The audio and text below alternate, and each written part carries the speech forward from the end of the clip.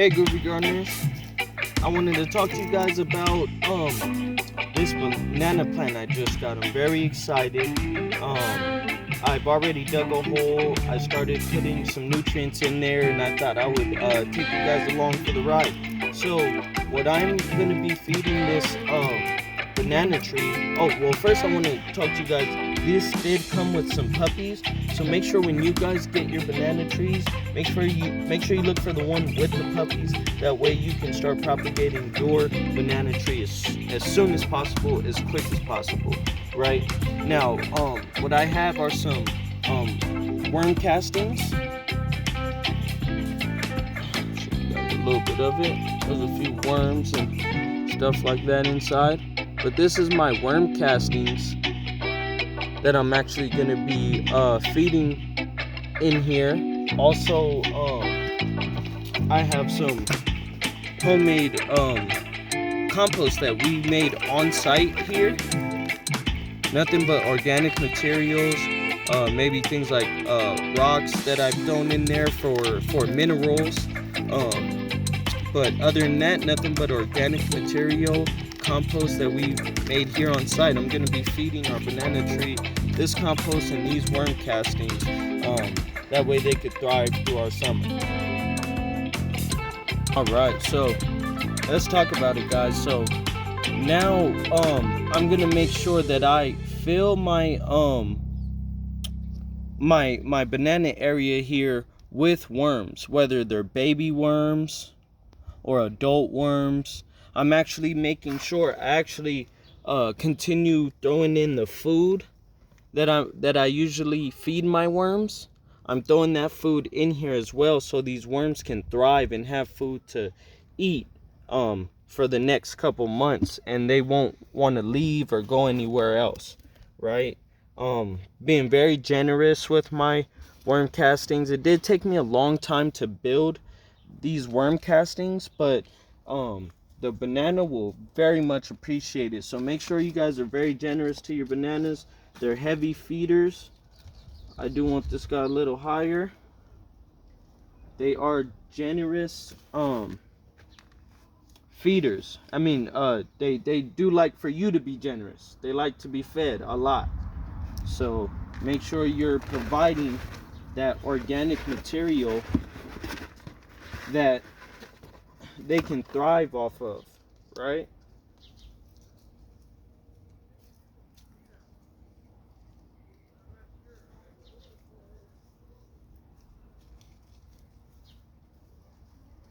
So now what I'm gonna do is I've made sure that there's a lot of organic material down here for the worms to feed from the banana to feed from. I also added native dirt.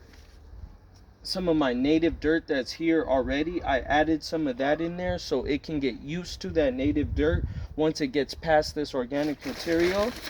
Now I just want to backfill with some soft amendment soil on top of my organic material. Like I said, bananas like for you to be generous. You got to feed them. You got to have plenty for them to eat from, right?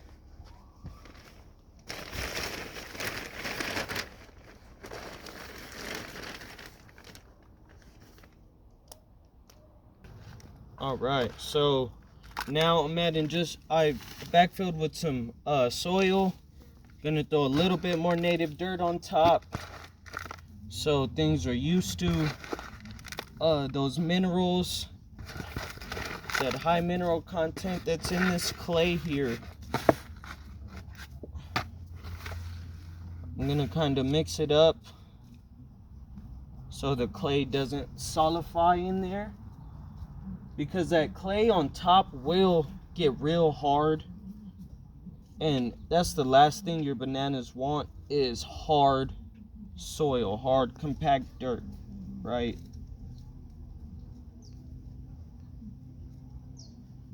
All right, now last but not least, I'm gonna go ahead and fill with wood chips, and then I'll get back with you guys. All right, so now Just gonna backfill with this wood chips here.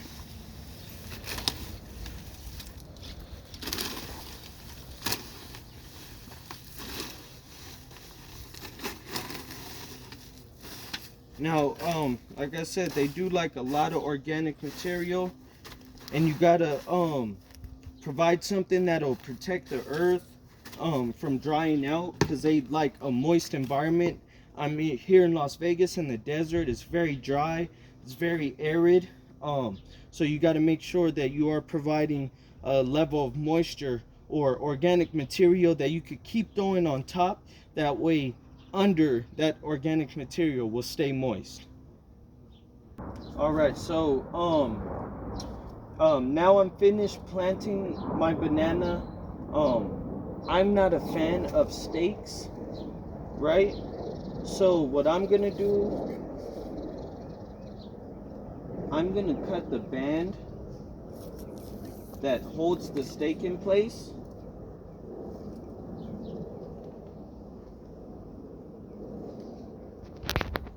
And all right, I'm gonna cut the band that holds the stake in place, because I don't want this plant to be dependent on this stake, right? I like my plants to endure whatever they have to endure to become the strongest plant that they can become, right? So I'll just remove this stake there, and then here, as you can see, these are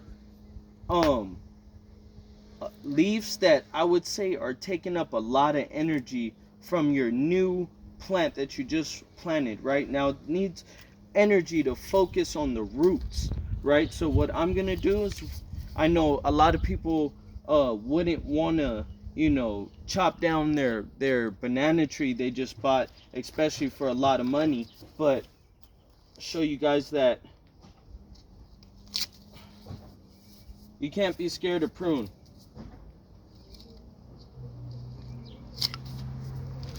You gotta chop those down, give them right back, right?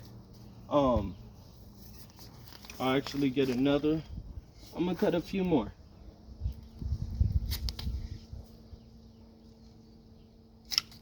Right. Now, I know that seemed probably pretty dramatic, but those leaves there will actually sop up a lot of energy from your banana tree.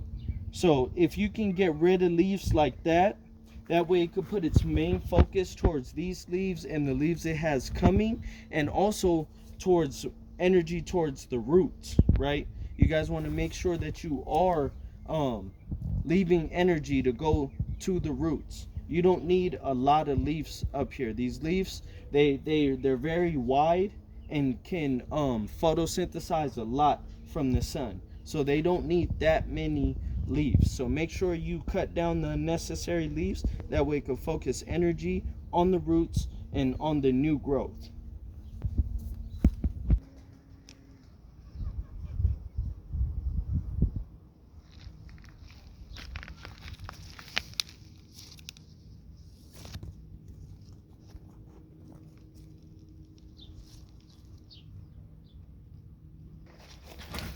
All right, and that wraps it up here. I'll just be actually covering these leaves. That way they can decompose a little bit better. I'm gonna reveal these leaves so so they can grow. And there you go. Potted banana plant, guys. Or a planted banana plant. Like I said, your plants don't need stakes unless they need a stake. Okay? If not, you know, let them fend for themselves so they could be as strong as they want to be in nature. But thank you guys for tuning in. If I taught you anything today, give me a thumbs up.